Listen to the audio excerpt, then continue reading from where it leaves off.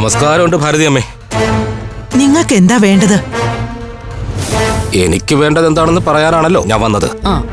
പക്ഷേ ഇവിടെ നിന്ന് പറഞ്ഞാൽ നാട്ടുകാർ കേൾക്കും. നമുക്ക് അകത്തേറിയിരുന്ന് വർത്തമാനം പറയാലോ. വേണ്ട, പറയാനുള്ളത് ഇവിടെ നിന്ന് പറഞ്ഞാ മതി. അത് പറ്റില്ല. നമ്മൾ അറിയേണ്ടത് നമ്മൾ അറിഞ്ഞാ പോരെ. വാ, അകത്ത് കയറാം. അകത്ത് കയറാൻ ഞാൻ സമ്മതിക്കില്ല. എനിക്കങ്ങനെ അറിയാൻ സമ്മതം വേണ്ട. എന്നെ പിണക്കാൻ നിൽക്കാതെ നടക്കകത്തേക്ക്. അല്ലെങ്കിൽ നിങ്ങളുടെ പുന്നാര മോൻ വരുമ്പോ നിങ്ങളുടെ ശവമായിരിക്കും കാണുന്നത്. പിണങ്ങ നിൽക്കണ്ട ഭാരതിയമ്മേ, നമുക്കകത്തിരിക്കാം. നടക്ക്.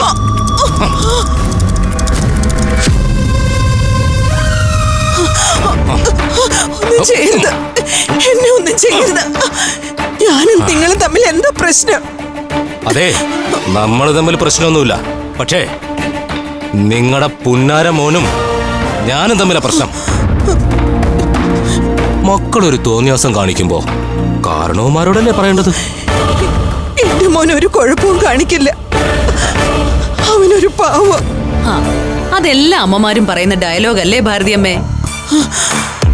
പക്ഷേ നാട്ടുകാർക്ക് അത് അംഗീകരിക്കേണ്ട കാര്യമുണ്ടോ? മറ്റുള്ളവർക്ക് നോവുമ്പോ അവര് പ്രതികരിക്കും. അപ്പോ ചെറുക്കന്റെ കയ്യോ കാലോ ഒക്കെ പോയെന്ന് വരും. അയ്യോ, അവനെ ഒന്നും ചെയ്യില്ലേ. നാളെ അവന്റെ കല്യാണം. അതാണ് അവൻ ചെയ്ത തെറ്റ്. വർഷങ്ങളായി എന്റെ നെഞ്ചിൽ ഞാൻ കൊണ്ട് നടക്കുന്ന പെണ്ണിനെ നോട്ടമിടാൻ, അവളെ പറഞ്ഞ് മനസ്സിളക്കി പ്രേമിക്കാനും ഇപ്പൊ കല്യാണം കഴിക്കാനും തീരുമാനിച്ചെടുത്ത് അവന്റെ ആയുസ് അവസാനിക്കുക. എന്റെ പെണ്ണിന്റെ കഴുത്തിൽ താലി കെട്ടിയ ആ നിമിഷം അവന്റെ പ്രാണൻ ഞാൻ എടുക്കും. ഒറ്റ മോനല്ലേ, ചെറുക്കനെ തീർക്കുന്നതിന് മുമ്പ് അമ്മയുടെ അനുവാദം ചോദിക്കുന്നത് ഒരു മര്യാദയല്ലേ? ഞാൻ നിങ്ങളുടെ കാല് പിടിക്കാൻ. അവനെ ഒന്നും ചെയ്യരുത്. ഓ, അവന് അമൃത ഇഷ്ട. അവക്ക് തിരിച്ചു. പാവങ്ങള് ജീവിച്ചോട്ടെ. അതിനിവ സമ്മതിക്കണ്ടേ? ഇവനെ പറഞ്ഞ് സമ്മതിപ്പിക്കാൻ പറ്റുമെന്ന് ഭാരതീയമെന്ന് ശ്രമിച്ചു നോക്ക്.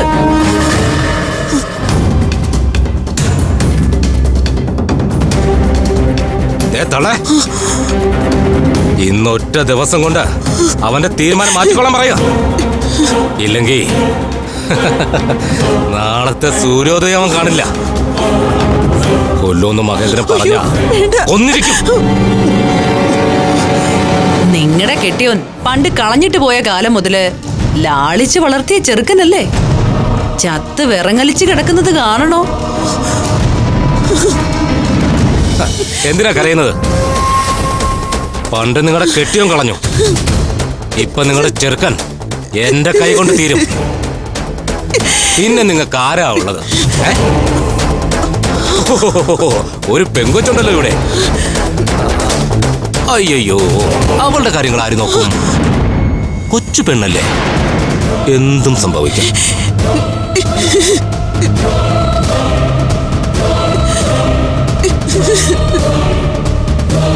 അവൻ പറഞ്ഞതിലും കാര്യമുണ്ട്.